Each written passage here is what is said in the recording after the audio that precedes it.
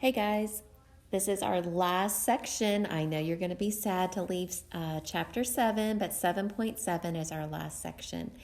And today we're going to talk about not area, but volume. Volume. And we're going to talk about volume of rectangular prisms. All right, but before we begin, there's a couple things I want you to remember and a couple of new things that I want you to know.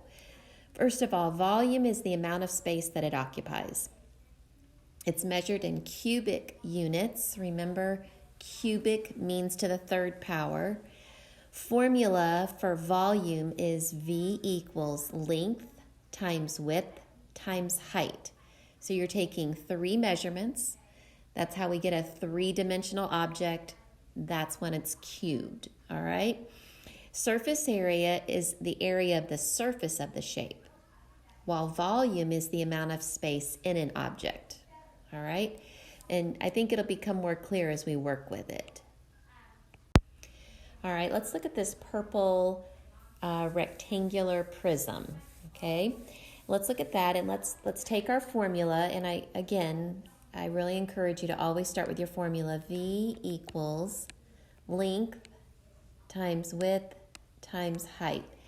And remember, when you're writing an L, I always encourage you to make it a capital L so you don't get it confused with the number 1.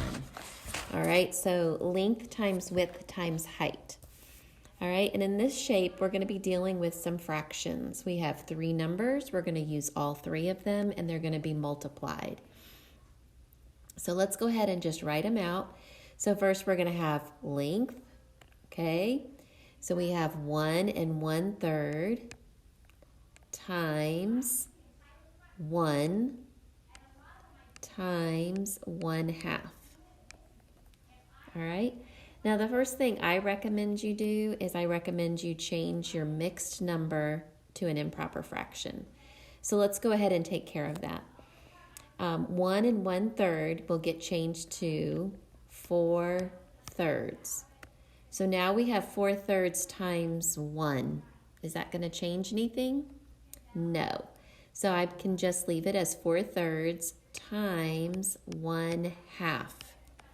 4/3 times 1/2. Can I cross cancel anything? Yeah, I can get rid of this 2. And 2 goes into 4 2 times. That leaves me with 2/3. And don't forget, this time our measurements will be, our unit is feet, but it's going to be cubed. So my answer is 2/3 feet cubed. That's what the volume is. All right? Not too hard, right? You're just multiplying. Now let's try the orange cube shape, okay? And I know it's a cube because all 3 sides are the same. It's a perfect cube. All right, but I can still use my same measurements. Volume equals length times width times height. So I'm going to put 3/4 times 3/4 times 3/4. All right, nothing can cancel. I'm just going to multiply. 3 times 3 is 9. 9 times 3 is 27. 4 times 4 is 16. 16 times 4 is 64. There's nothing that can go into both 27 and 64 evenly. So I'm going to put my unit of measure, and I'm going to make sure I cube it. And that's how simple that is. All right, now let's work on the missing dimension. Remember, that's not a problem. This time they gave us the volume. They gave us 2 of our measurements, and we're missing 1. All right, so we're going to go ahead and we're going to put in our formula. V equals length times width times height. This time I know my volume, so I'm going to put 72 inches cubed equals 2 times 6 times the missing measurement of length. So I'm going to go ahead and I'm going to simplify. And I'm going to say 72 equals, well, 2 times 6 I can do, that's 12. and I'm going to bring my L down. And you see why I wanted to use a capital right now? Because if I left it as a small L, it would look like 121, and that could become confusing. All right, now you know in algebra, when we want this, we want to solve for L, I need to get rid of my 12, so I'm going to do the opposite of what they're telling me to do. And anytime I have a number that is beside a letter, I would normally multiply. But I'm going to do the opposite, and I'm going to divide both sides by 12. This will give me L is equal to, how many times can 12 go into 72? Right, it can go in there 6 times. Now, will I cube this measurement? I won't. When I'm finding the missing dimension, these measurements are not cubed. The final answer is cubed. I already have my final answer. This is just the missing dimension of length. So I do not need to cube it. 6 inches equals the length, or L equals 6 inches. All right, now let's look at the orange tissue box. We can find the volume. Well, they've already given us the volume. We're actually finding another missing dimension. And it's good for us to practice some of these that have fractions in them. All right, it's really not any harder. You just need to keep it in mind that you're dealing with fractions and mixed numbers. Or if it were a decimal, we all know how to deal with those. So let's go ahead and write our formula again. Length times width times height. And I know my volume is 1,375 centimeters cubed. And I know that is equal to 20 times 5 1/2. And my missing measurement is W. So let's go ahead and let's simplify our equation as much as possible. We're going to multiply. Well, first of all, we need to get rid of our mixed number. So let's go ahead, and since we know it's a fraction, I would just go ahead and put 20 over 1 times 5 times 2 is 10 plus 1 is 11 over 2 times W. All right. Can I cross cancel anything? Yeah, I can. I can cross cancel this 2. 2 goes into 20 10 times. What is 10 times 11? It's equal to 110 times W. All right, now to get rid of this, you know what I'm going to do? I'm going to divide. I'm going to divide both sides by 110. And I'm going to get W is equal to, and if you take a minute and divide 110 into 1,375, you're going to get 12.5. You could also answer that as 12 1/2, because 0.5 and 1/2 are the same value. So either way is correct.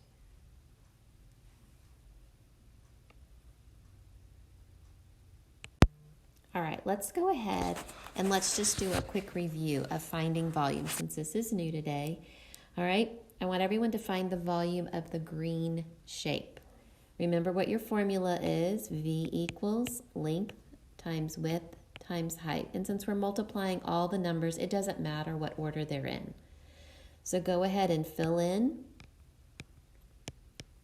And we are dealing with fractions.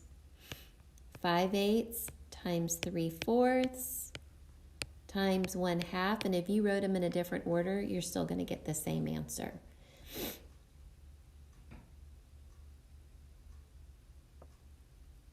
All right. You could see if there was anything you could cross cancel. It doesn't look like there is. So let's just multiply our numbers going across. What is 5 times 3? Times 1? 15 is correct. 8 times 4 times 2 is 64. So I have 15 over 64, and we're finding volume, so our units are going to be cubed. So V equals 15 over 64. there is nothing that can go into both 15 and 64 to reduce it. If there was, I do need to reduce if I can. All right, let's go ahead and see if we can do this next shape. Our next prism, it's going to be a cube. You'll know that because all three of the dimensions are the same. We're still going to use the same formula. Length times width times height.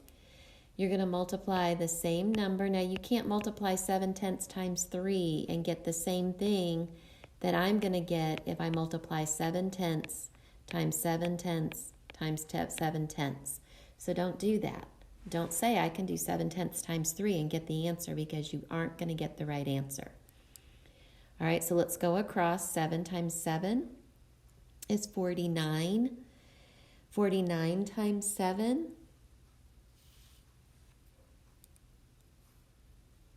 343. Good. Now look at this. We're multiplying tens for our denominators.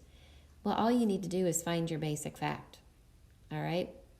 1 times 1 is 1. How many zeros are there?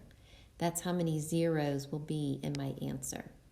All right, so I get 343 over 1,000. I'm going to put my unit of measure and I'm going to cube it. And I have found that the volume of this shape. All right, let's look at this. This time they put it in words. They didn't give us a picture to look at, but they're giving you enough information where you can solve for the missing dimension. All right, it says the base of a rectangular prism, and if it makes you feel better, you can draw a rectangular prism. And you can have a picture to look at. If that's helpful to you, then do it. The base of a rectangular prism has an area of 24 square millimeters. The volume of the prism is 144 cubic millimeters. Make a sketch of the prism, then find the height. See, when they told me they knew what the area was, I knew they had multiplied length times width. They had found the area. They didn't know the height. They couldn't find the volume. They couldn't find the missing dimension. We've got to find the height. All right? They told me what the volume was. They said, hey, your volume, let's go ahead and write our formula. Your volume is 144 cubic millimeters. All right, and we know that the base of your rectangular prism is 24. So I know it's going to be 24H. To find that area, they had to multiply the length times the width. So you've got to have your thinking cap on, and you've got to read carefully. So this is my equation. You know what I'm going to do. I'm going to solve it like I would an algebraic equation. I'm going to divide both sides by 24.